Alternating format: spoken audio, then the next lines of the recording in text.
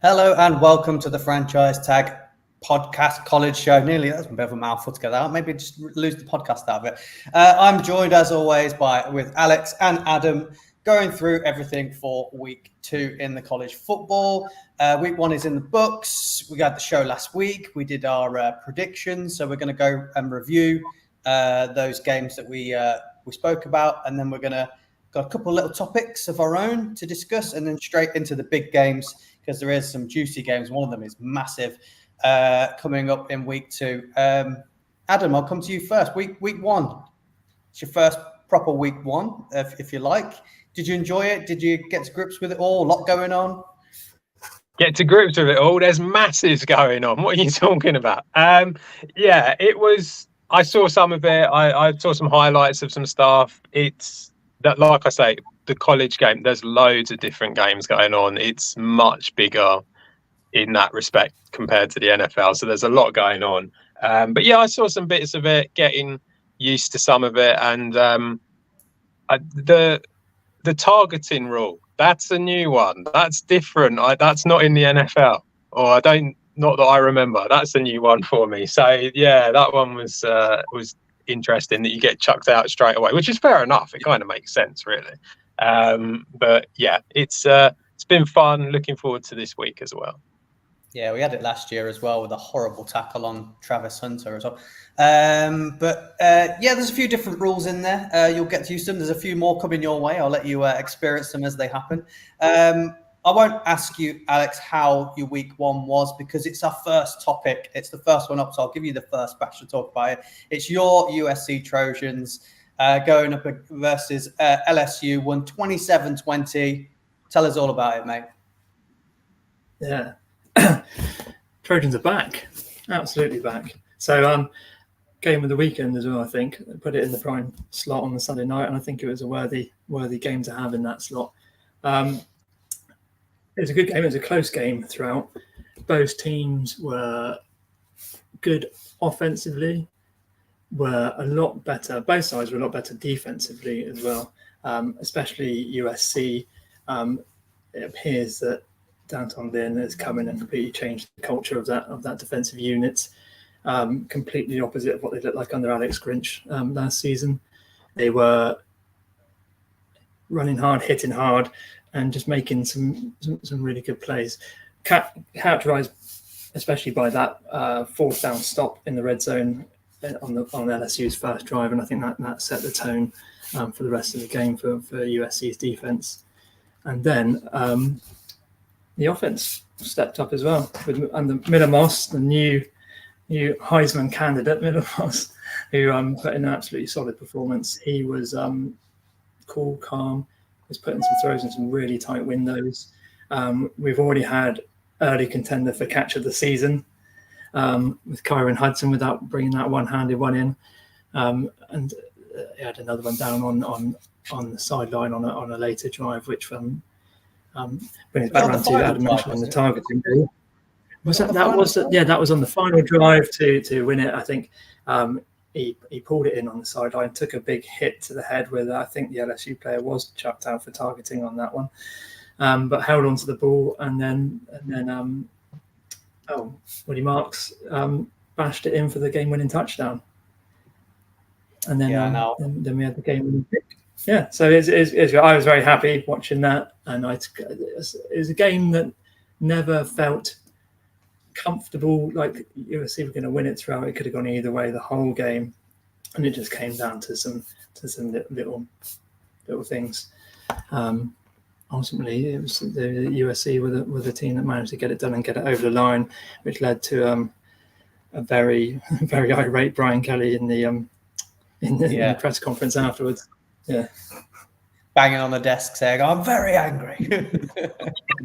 I thought D'Anton Lynn had called a spectacular game. He was so much better on defense. You gave up no freebies over the top, which you did last year. And I thought Garrett Nussmeier played really well. I thought he had quite a nice game, but you managed to, reduce him down to just getting those short passes over the middle. I know Adam picked up on that. It was his big takeaway. The two teams gave a lot over the middle quite a bit. So Adam, I'll let you have your say on that.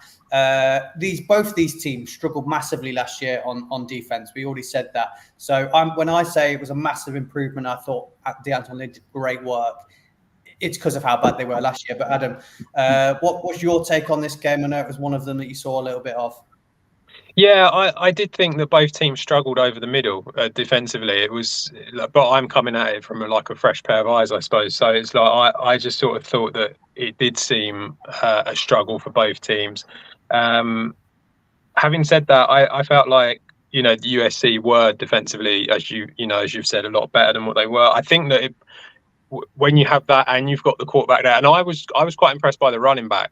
I thought Marks. I think he did really well. I think it kind of does make them makes them a playoff contender for certain, and that they just looked quite impressive. And I kind of felt like with LSU, what I saw an offense where they'd come out previously and said that they wanted to be more balanced. I didn't really see that too much. I saw that they wanted to run the ball a little bit more than before, but not loads. And to me, it just kind of felt like the offense slipped into the passing game predominantly a little bit too much. And as I said last week, that's going to be difficult when all of your weapons have gone from the previous year and you've got all new guys, and it's not so easy to make that a smoother transition. So I think that was probably why you saw the end result as you did. It felt like, although both teams have changed defensive coordinators and there's been lots of movement and stuff, to me it felt like USC dealt with it better than what LSU did. Yeah, you say that they lost all their players. I do think Kyron Lacey filled in the spot quite well at wide receiver for LSU. I thought he had a really, really good game. Now, just before we move off of this, we'll talk. Adams briefly said he thinks they've got a chance at qualifying for the playoffs now with that one out the way. They have got Michigan in a week's time, and then they have Penn State, and then they end with Notre Dame at the end. How many games do you think they have to win this season, or how many can they lose, should I say, Alex, for them to be able to qualify for the playoffs if they have a shot at this? Not too many, but I think they've got quite a good chance to win quite a few. Their favourites are definitely favourites to beat Utah State next week. I think it'll be a tight game. I think they're going to knock off Michigan. Penn State is going. I think they're pushing it there for the top team in the Big Ten alongside Ohio State at the moment. So I don't think they get a win there, but they can't drop too many. I think they need at least 10 wins. Do you think they can lose 2 and get in? Yes, just about. I think they can. I mean, at the moment, they're a team full of confidence. They've just jumped right up in the rankings, up to from 23rd to 13th in the AP poll, and I think they're gonna carry that. It's a bit too early in the season, so that they've got momentum, but it feels like they have. It feels like a completely different team to the one we saw at the tail end of last season. The team, the defensive units brimming with confidence. The offensive side of the ball seems efficient. Lincoln Riley has sort of silenced a few critics in terms of his ability to call big games, and I think the fact that they've played a decent SEC opponent early is gonna do them a world of good now in terms of their momentum and progress going forward.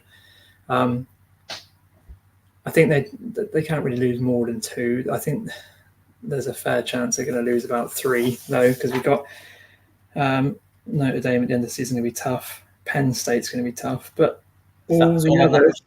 Like you say, you've got momentum going into that Michigan game. So yeah, I think the others are potentially winnable though. Are potentially tough, but winnable.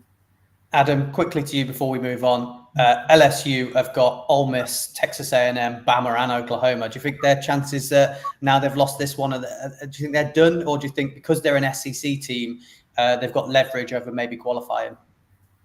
It does seem to be a thing. Some of the stuff that I've heard, it does very much seem to be a case of 10-2. A lot of people are saying that if you go 10-2, you've got a good chance of getting in. So it does feel like just because you lose one game, it's not completely over. Obviously, there's tough games. I mean, Alabama looked very good, didn't they? So that's going to be a tough game. It's going to be difficult, I think. being in this position, obviously. But I think the good thing about this new playoff structure is that it means just because you lose the first game doesn't mean that your season's done. So I think that for a team like LSU, there is still potential to be able to do something. But I still think with all them changes, it's going to be difficult. Yeah, I just don't think that defense is strong enough when it comes up against some of the bigger SEC teams like Ole Miss. We saw how strong their offense was the other day with Jackson Dart. So I think they might struggle against him. I think they might give up a few over the top to him. We'll move on to the next game, Georgia versus Clemson. It ended up being, I thought Clemson stuck around and hung around in it for a little bit, and then it just went all Georgia's way. Very dominant in this. Alex, Clemson just can't get this quarterback right, can they? It just doesn't seem to be going well for them at quarterback. Is the fact that Dabo Swinney won't dabble in the transfer portal? He has brought 0 people in. He refuses to use it. Do you think it's his downfall, and do you think Clemson can't move forward now this is become a thing? Yeah, I think now we see with most big teams now they are using the transfer portal to fill those immediate gaps with potential starters. Sometimes that's worked well, sometimes it's not. We look at Mike Norvell with Florida State, who looked like he plugged all the holes from the departures from last season with top tier players through the portal, and they've not had a good start at all. They've been pretty rough.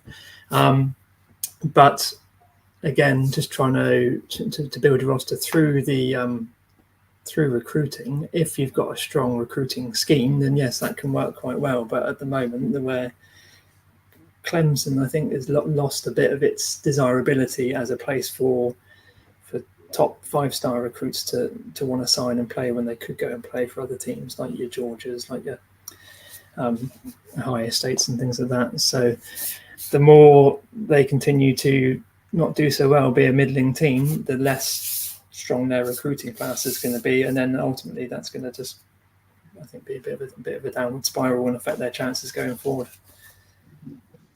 Now, with Adam, with how confident Georgia were coming into this and the result they got, do you think that's them penciled their way in now? I know they've got a couple of tough games, but we were saying before the season started, yes, we think they're brilliant. They didn't bring back loads of people because they all went into the NFL, but they always recruit 5-star players. So they've always got fantastic people on there. We've seen them week 1 now click, and it seemed to work. Do you think that's them penciled in and they'll go on? Do you think they could go unbeaten? I think it's possible. I mean, they certainly didn't look like they were put out by anything that Clemson brought to them. And if they're capable of going up against a team like Clemson and doing that, then they're going to have a good shot against anyone. I thought they looked really good. I don't think they did anything special, but I think they just looked very efficient. I thought Carson Beck was very efficient. I really liked the running back, Frazier. I think he looks very good for them. He got his touchdown and looked decent, and kind of reminded me a little bit of DeAndre Swift a little bit, which is what they, a lot of them were saying during the game. And I just think that Georgia looked like a very strong team, but then, they are favourites to win the whole thing, aren't they? So they should look like a pretty decent side. And when it came to the game, I felt that we got it pretty accurate as to what happened. It was almost like Clemson stuck with them throughout the first half and then kind of buckled a little bit as the time went on. So, yeah, they look like a very strong outfit that's going to push your boys to a long way, I think, this year. Maybe that could be the final. We won't talk about Georgia too much about their upcoming week because they are not playing anyone of any note. If they don't win their next game comfortably, I'll be shocked. So we'll move on to the final game. For me, was the most exciting. I stayed up and watched it. It was a Notre Dame versus Texas A&M. Really good game, 23-13. Adam, I'll come to you first because it was a team you said you might follow and support this year in the Texas A&M Aggies. So how do you feel about this game?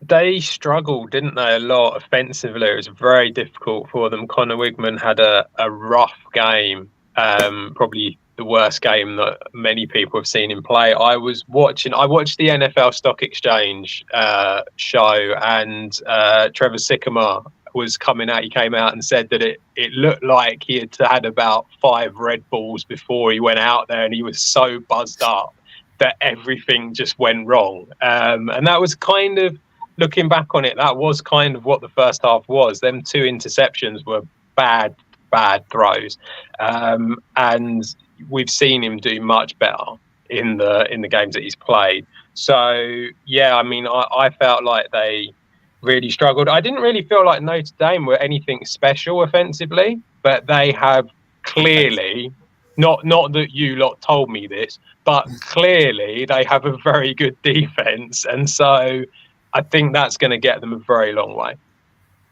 Yeah, definitely. I think that the pressure and that defense managed to put on them. Then we've got to remember this game was tied at the half, so it was a really, really good game. But I think that defense just put so much pressure on them. Their secondary is so strong that they can get pressure on quarterbacks. Did you see? I don't know whether you've seen it.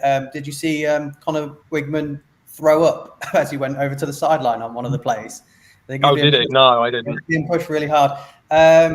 Alex, thoughts on this game? Yeah, very similar to Adams. I don't think either team were particularly special offensively. Riley Leonard looked better, didn't make any mistakes like Wegman did, but ultimately the game was won by the superior defense, who just stifled Texas A&M, and then that allowed Notre Dame to win it on the ground. Jeremiah Love had a pretty good game. I think he ran about 93 yards and had a big run towards the end. Was that for a touchdown? Touchdown run, but yeah, the defense was too much for Texas A&M. The offense was serviceable for Notre Dame. Didn't make any mistakes, so they were efficient enough to get enough points and get the win there in a very loud, I'm sure, Kyle Field at College Station. Yeah, I think it's fair to say that Riley Leonard got injured at the back end of last year. He didn't recover till later on in spring, so would have missed a bit of spring training. So I don't think he would have had much time yet to gel with a lot of the new guys. And I thought as the game progressed, he did get a bit better. So I do expect better things from him. Adam, I'll come back to you this one quickly for this. Do you think Connor Wigman was bad, or do you think that Notre Dame's defense was just that good and we'll see him bounce back and have more performances like you thought he could have had?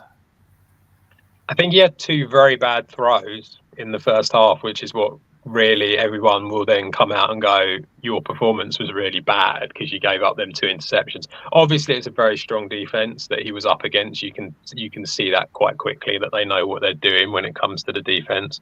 But I think that he's shown enough ability over, certainly before he got injured last year, that he has the potential to be able to sort of like do much better than that and show that he's more than, he's a capable quarterback.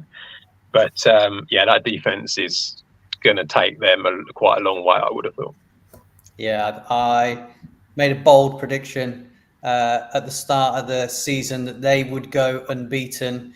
They've started off quite well on that. It's just, I think it's now down to that last game of the season, as we mentioned, against USC. I think it's down to that one, whether they do go unbeaten. But I think with that performance and that win over the caliber of team it was, I think they should solidify their place in the playoffs. And going forward, I know it's a bit off topic, but Alex, do you think that Notre Dame should join the Big Ten? Do you think that makes more sense and logically better for them? Logically, yes, I think. Because really, they could make a hell of a lot more TV money by joining one of either the Big Ten or the SEC, and then they could invest that in improving the team. Obviously, because they're technically the school's part of the ACC, apart from football, who are independent, but all their other sports are still linked to the ACC conference.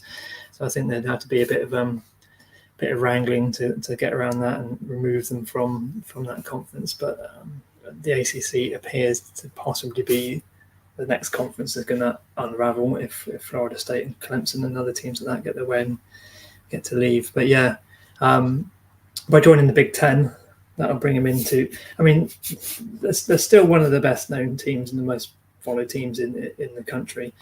But again, from a practical sense, if they're in a part of one of those conferences, they could earn an automatic playoff spot by winning the conference as an independent. It makes it that slight bit harder for them to get into the playoffs. But if they carry on playing the way that they do, and then they should do, then they should be okay in terms of getting into the fifth or sixth playoff spot. I'm confused myself in the new system. They can get the fifth. I think they can get the fifth spot with their record. I think they can qualify from the fifth spot this season. So it could be the top 4B from the Power 4, I'd say. I'll stick with you, Alex. What was your week 1 takeaway from what's happened? What stood out the most from you? The team that stood out to me over 2 weeks, actually, because they played week 0, was Georgia Tech. And obviously a team you've got to see, so in Dublin. So, and that may be colouring my perspective of it because I saw them win and quite confidently do so. But there seems to be there's a feeling around the team. Head coach Brent Key is in his second season with the team, and he seems to be really changing them and pushing them around to a much more confident sort of winning culture.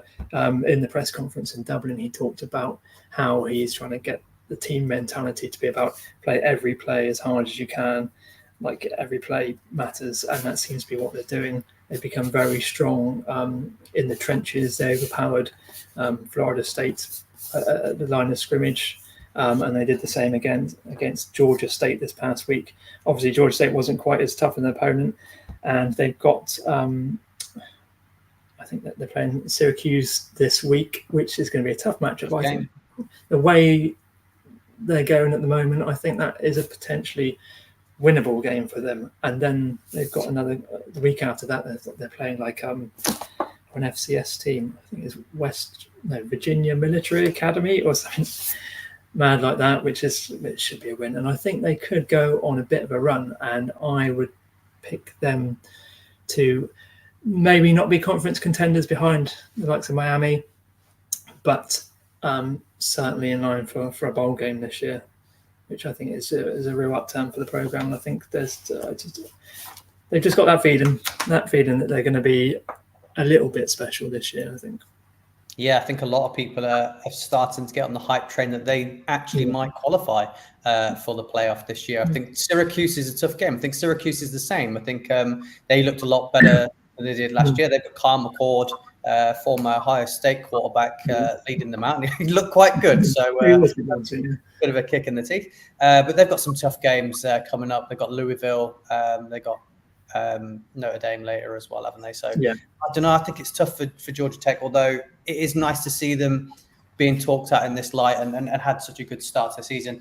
Adam, I think you've got a quarterback you want to talk to us about. I don't know which way this could go because I hyped this guy up. I really liked him. I thought he was the best guy in the transfer portal, the number one quarterback to get. Maybe you think differently. Maybe you saw some errors. I don't know. Adam, what are you saying? So I'm going with Cam Ward for this. This is the first time I've ever seen him. And actually watched a game sort of thing. And I know you'd hyped him up a bit, and I was like, I mean, it's Andrew. He normally talks a load of waffle, la la la la. And I thought that I'd watch him, see what he's like. He went 385 yards, 3 touchdowns, and 1 interception in this game against Florida A&M. I thought he was incredibly composed. I thought even after the interception, sometimes you want to see that. You want to see how they react to it. And again, I thought he looked incredibly composed afterwards. I thought he is clearly a very capable runner, and just seemed to have everything that you would want to be a quarterback in the way that the NFL want their quarterbacks now. He's actually become 9-1 second favorite for the Heisman, and he just looked like he had everything about him. Now, the only thing that I can't sort of like be able to explain to anyone about, he played Florida A&M, What does that mean? Whichever one of you two wants to tell me, please tell me what that means. Are they any good? Has he just played against a team that's a bit rubbish, and that's how come he's... He played Florida, didn't he? He didn't play Florida. He played Florida Gators. Oh, sorry, you played a game. Right, okay. Gators, right? So, I mean, like, how good a team are they? Because they beat them pretty convincingly. The Florida Gators are one of the biggest teams in NCAA football. They're one of the biggest programs. It's where Urban Meyer had Tim Tebow and his army of arrested people. You know, they've won multiple championships. They've been very, very dominant. And then over the last, I don't know, what would you say, Alex, 2-3 years, they've just, Anthony Richardson came from there. They've just fallen off a bit of a cliff and, really, really looking in a bit of a sticky situation. But as soon as that job comes open, because we said last week that Billy Napier be on the hot seat, maybe the first head coach fired, I think you'll see a lot of massive names going to take that job. I think someone like a Lane Kiffin might ditch Ole Miss and go to Florida. That's how big of a team they actually are. So this isn't a nobody team. This is a good win, despite the fact they're not as good of a roster that they usually put out. They're going for a bit of a sticky patch. Mm-hmm.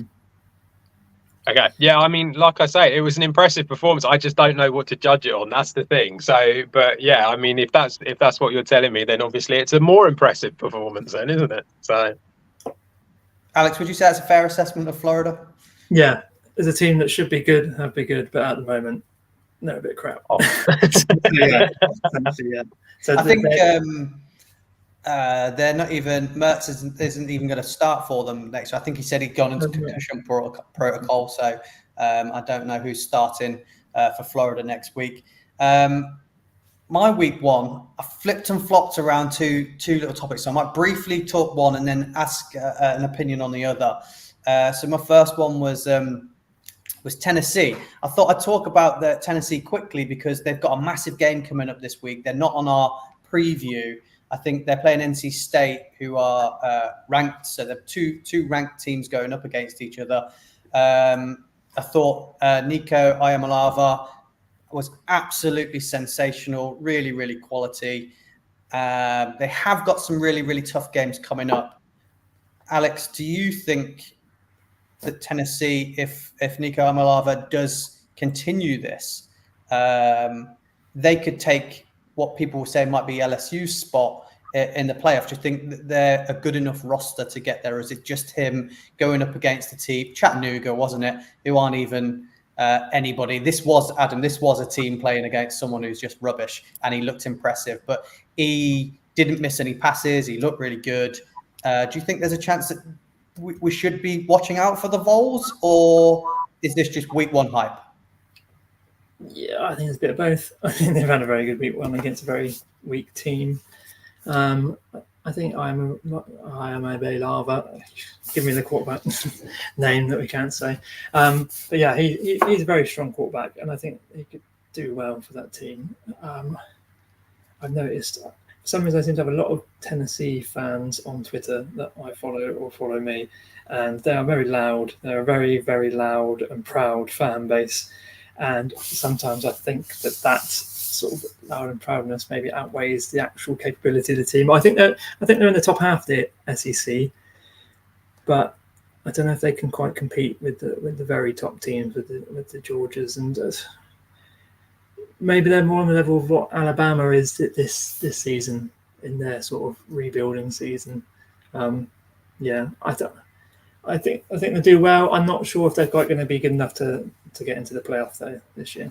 Yeah, I do just find that sometimes they become a bit predictable, don't they? Yeah. Josh Heupel's offense, very air raid heavy, very, and maybe when you do play against some of those bigger SEC teams, they know how to shut you down. So that could be their downfall. And then my other quick one before we move on to the big games of this week, Adam, I know that you've asked me a little bit about this over the week, but I thought it's definitely a topic we need to bring up.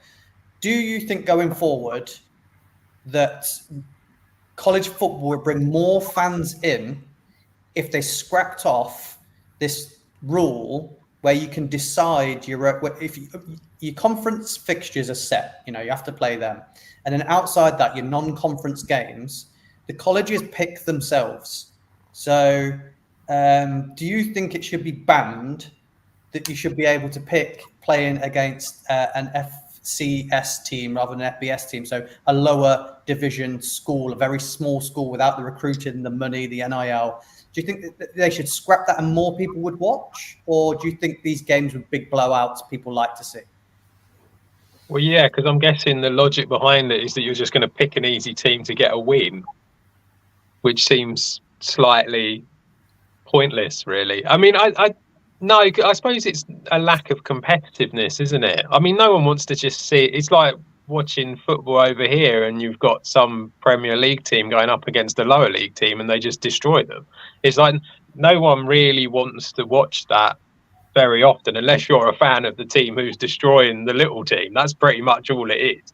So no, I would have thought that see, to me that just seems great. This is another one of these rules, is it, that you lot have in this college game?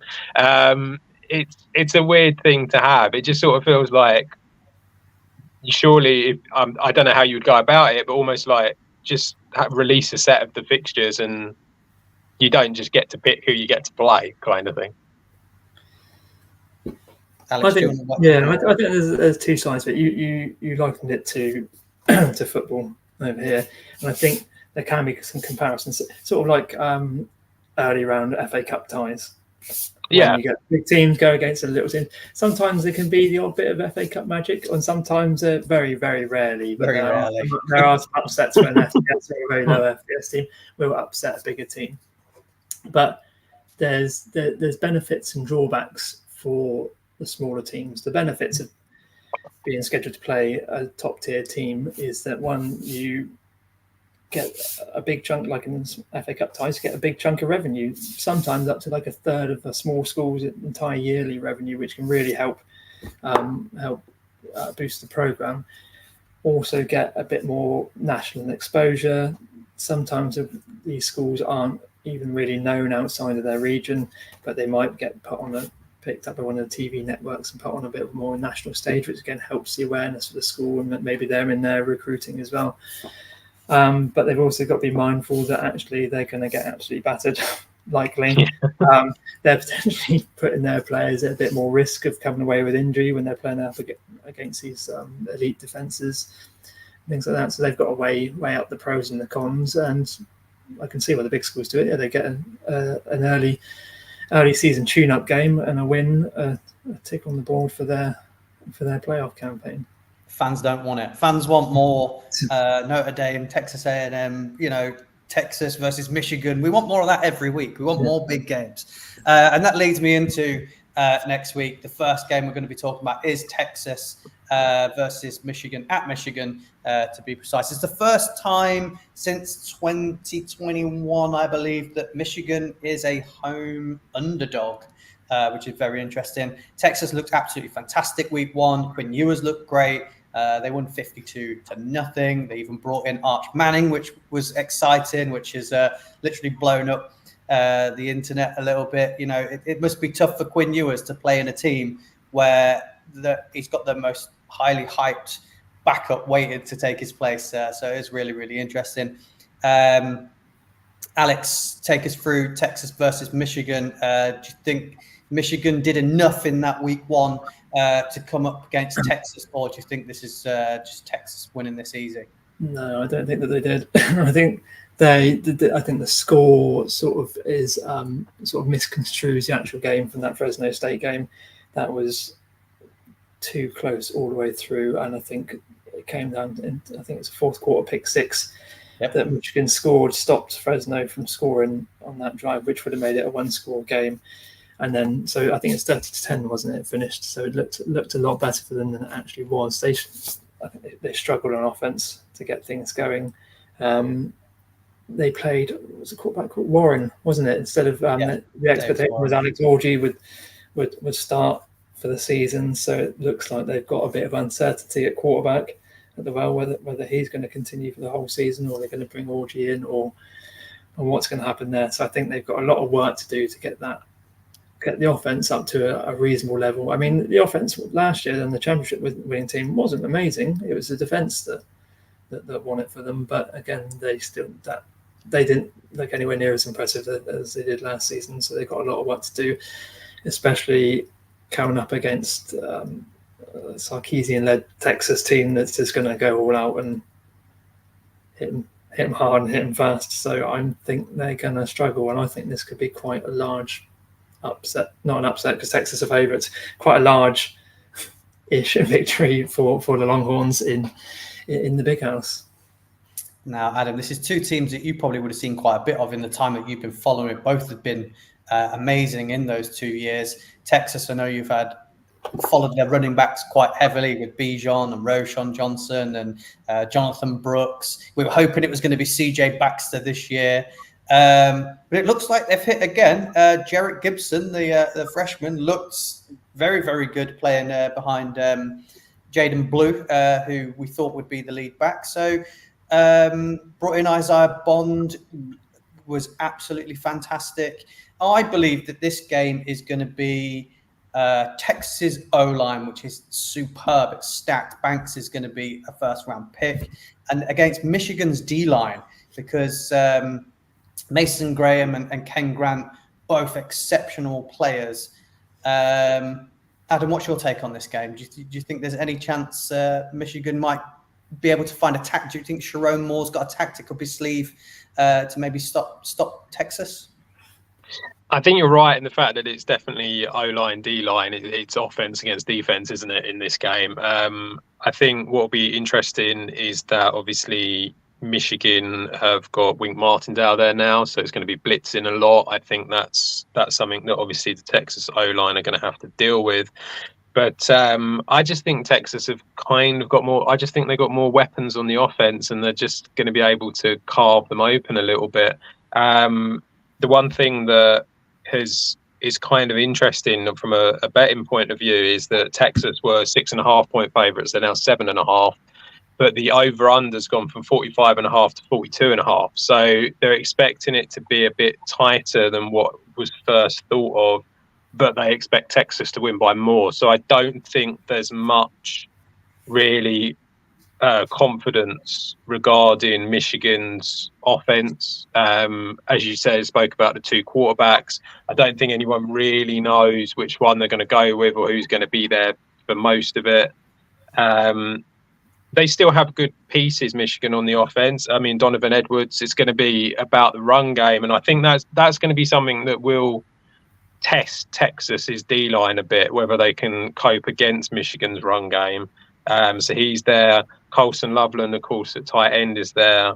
So, yeah, I mean, I think Michigan have got chances in this game to be able to do something, but to me, it feels like Texas are the team with just so many weapons. As you said about the running back, even Blue looked all right. You know, I mean, he looked. Yeah, so it's like both of them look pretty solid. And despite the fact that they lost a lot of players last year on that offense, it still looks pretty good this year. So I think they'll win it. I think they'll win it pretty comfortably. I think they'll probably cover the 7.5 as well, to be honest.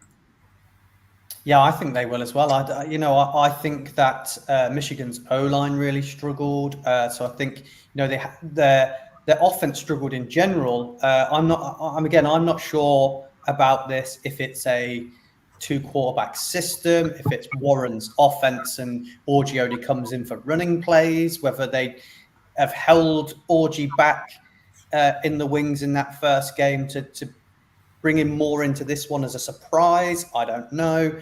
So there's lots of question marks about what's going on there. And then the wide receivers, I think they had 8 catches for 35 yards outside of Colson Loveland, the tight end, and it's just not good enough. And when your guards are struggling that much, it's going to be really hard for Mulligans and Edwards to get that run game going. So I think this is a Texas win by more than the spread.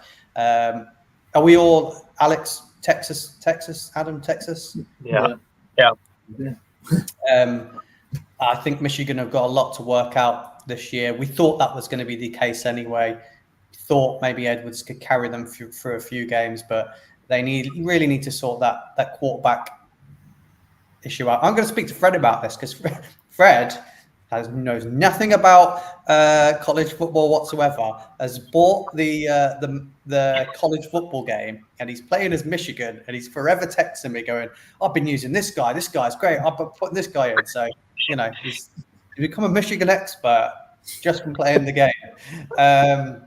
We move on to another game. I think definitely one to keep your eye on. I think it's going to be a really, really exciting game. Two teams that have a massive following. It is a bit of a rivalry. It's Colorado versus Nebraska. This is an old school rivalry. Colorado beat them last year. I think they beat them the last 3 times they've played against each other. Matt Rule has this thing about him where he's managed to take Temple to be a bad team into a good team. He took Baylor from being a bad team into a good team. It looks like he's doing the same with Nebraska. They managed to get Dylan Raiola, who committed to Georgia, decommitted, NIL money. His dad played at Nebraska, I believe. So he's gone over there. He looked absolutely fantastic. A lot of people are calling him Mini Mahomes. He definitely looks a bit like him, the way he's dressing and got his hair. Adam, what's your thoughts on this game?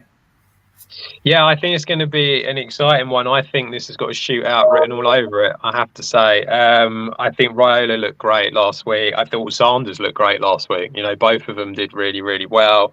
I think for Nebraska, it's going to be all about getting to Shedeur. I think that's pretty much what it's going to come down to. They've got to somehow stop him and slow him down. And when it comes to Colorado, I think the thing that surprised me the most, and I sort of went back and read about it and had a look, very aggressive on the defense. A lot of it was in cover 1, which was, I don't think they're going to be able to do that in this game. They've got to change that. I think they felt like they could against North Dakota State, but it just sort of, I was a little surprised. I kind of felt like, I thought Colorado might be a little bit different this year. I thought they might sort of go away from the trying to shoot out. They might actually have a few sort of defensive kind of moves and players that would make a difference. And it kind of didn't really happen because they only just sort of managed to get that win. So that was a little surprising to me. But yeah, I like Nebraska. I think they look really good. I thought Jamal Banks is a decent wide receiver as well. And I know that I wouldn't say they played anyone special in UTEP, but I thought they looked like a good team. And this would be a really exciting matchup between the two because the over-under set at 59, I think this could go over because I'm not sure that either defense is really going to be amazing in this game. Adam, I haven't looked at it yet, funny enough. Is Nebraska the favourites for this? Yeah, 7-point favourites. 7-point favourite, okay. Yeah. Alex, this is probably Dylan Raiola's first proper test. Nebraska's a different thing. Adam mentioned that he thinks they're going to get to Shedeur Sanders. They sacked him 7 times last year and they still won. So, they got to him last year and still didn't win. Do you think just having better quarterback play from Nebraska, which is what they lacked last year, I think they can't remember how many turnovers they had in this game, but they had big problems at quarterback. They had big problem with interceptions. Do you think just quality quarterback play is enough for them to beat what is potentially 2 of the top 10 picks for next year in the draft? In short, yes.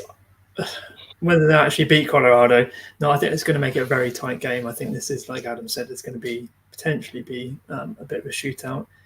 I think Nebraska's defense are pretty solid. The defense was good last year, so yeah. So I think they're going to give Shedeur plenty of trouble. But we've seen the way he plays. He can get out of those tight scrapes. He can, whatever happens, even if he's been battered at all sides, he's going to put up several hundred yards and probably a couple of touchdowns. So I think Dylan Raiola is going to have to play at the top of his game just to keep pace with that. And I think it's going to be one of those games that goes score for score, and then the first team to cock up is going to be the one that's going to be on the back foot and then struggle to get back into that. Yeah, but I think having decent or very good quarterback play on both sides of both teams is going to elevate this matchup into probably quite an exciting close game.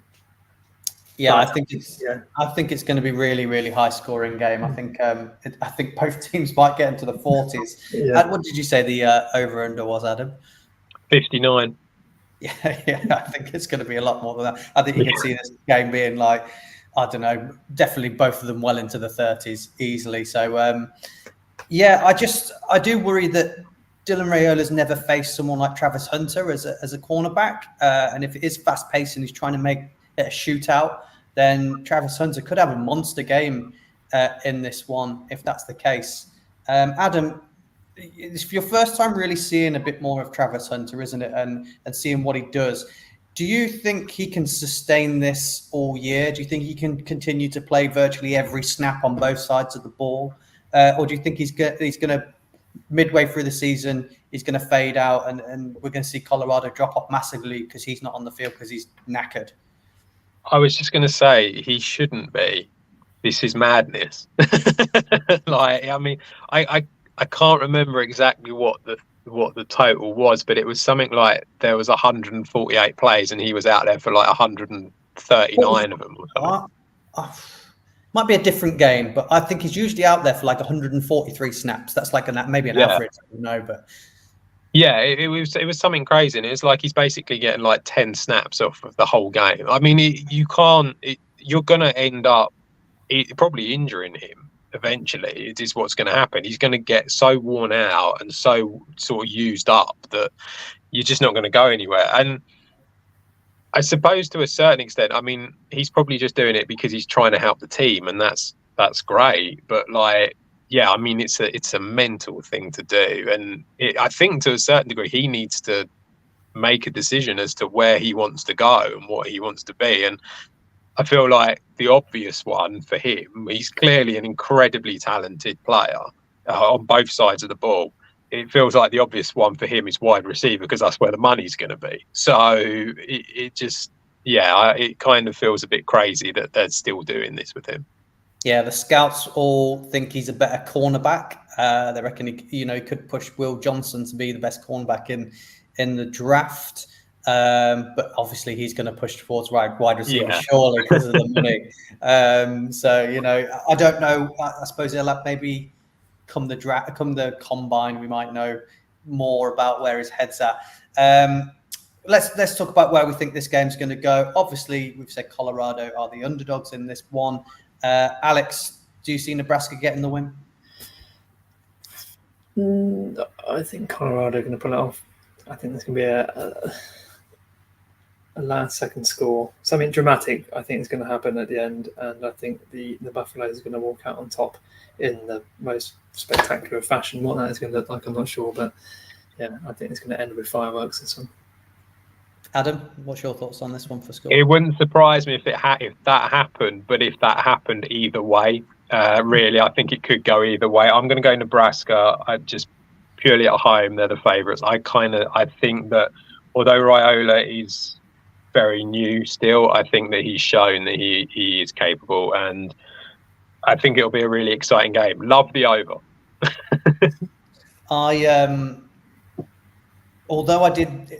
Although Colorado looks like it was just the same as last year and they hadn't progressed this year, I feel like week one they had 3 new starters on the offensive line. I think the 2 wide receivers that they brought in with a lot of hype in Webster and Shepard didn't really get involved as much as Horn and Hunter.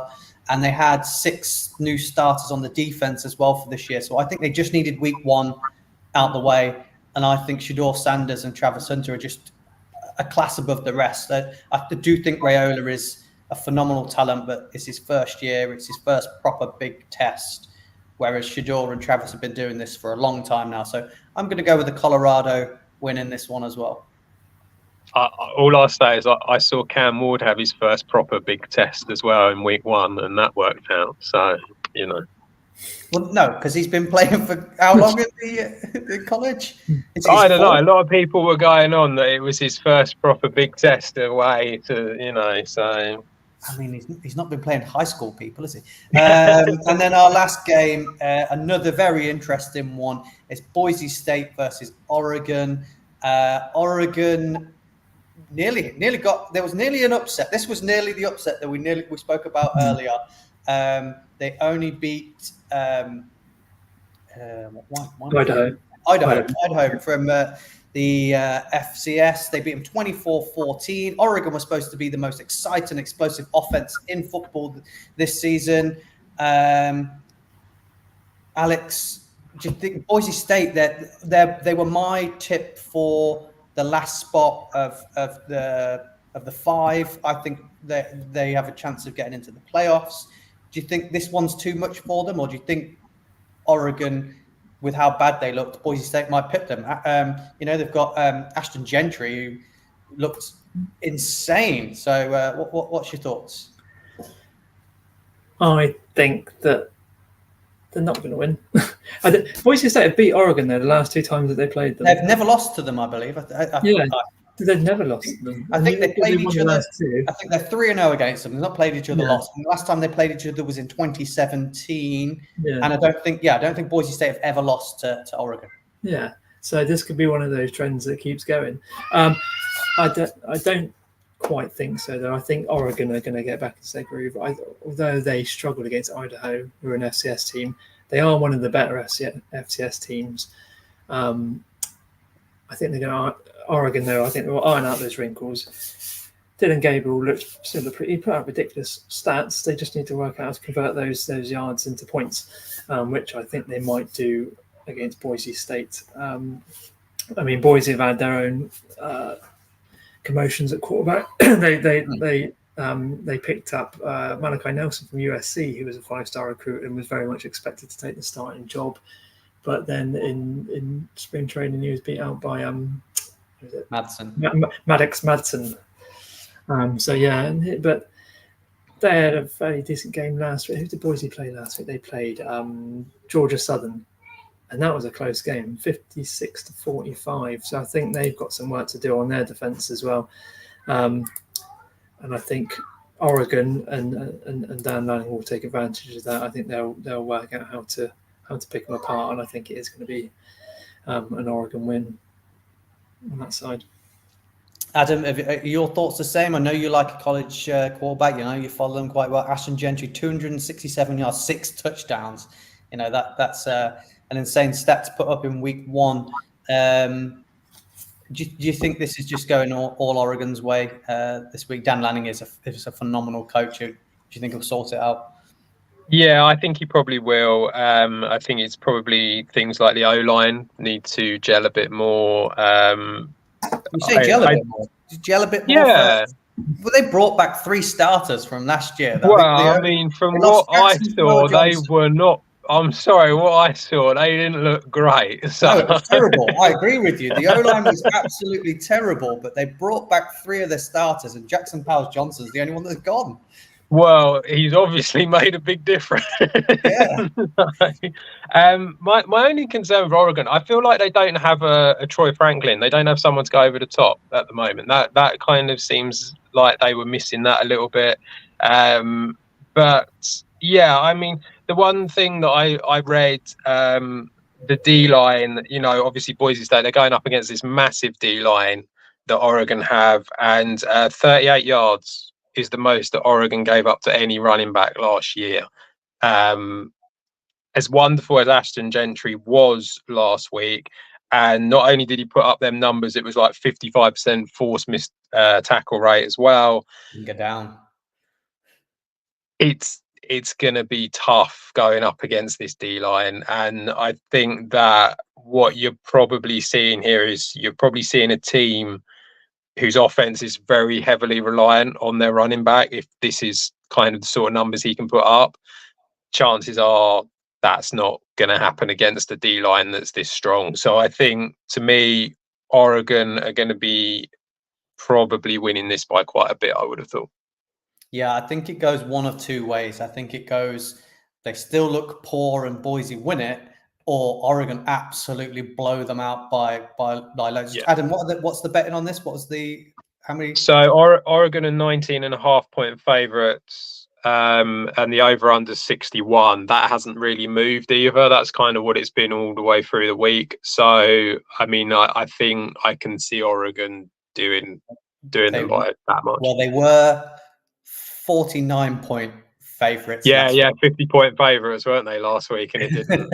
Obviously, it was a disaster. So they didn't quite cover that. I mean, my 5-5 came in, so I'm happy.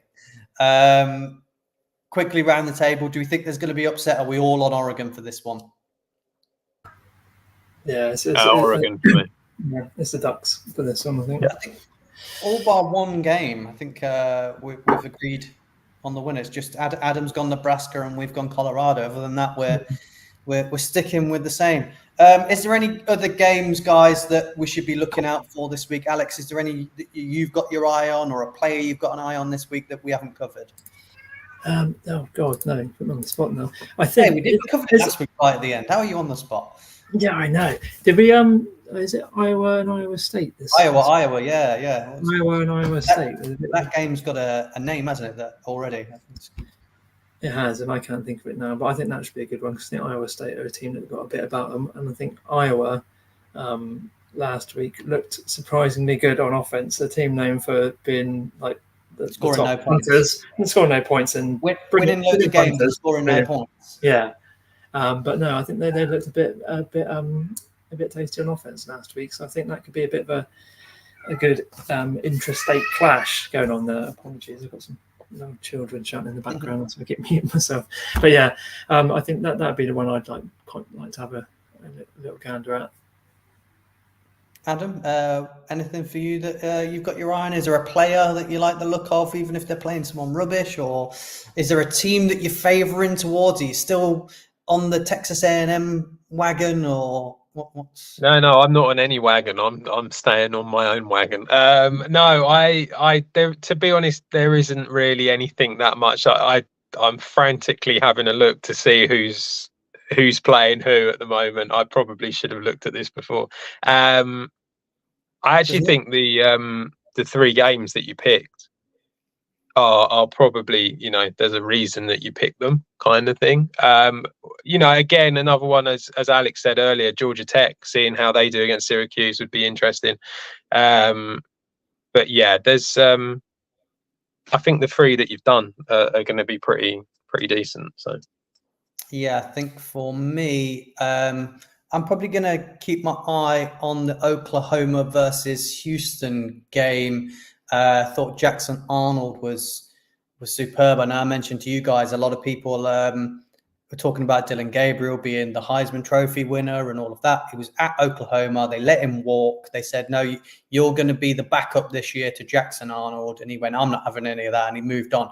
I don't think enough people are talking about Jackson Arnold. So I'm going to keep an eye on that and see if he is really good again this week, because he had a really good first week against Temple. So that's the game for me and the player I'm keeping my eye on this week. That's it for us, guys. Hopefully it's as exciting as it was in week 1, and we've got lots of drama to talk about next week. But till then, thanks for joining us, and keep it with the franchise tag, and see you very soon.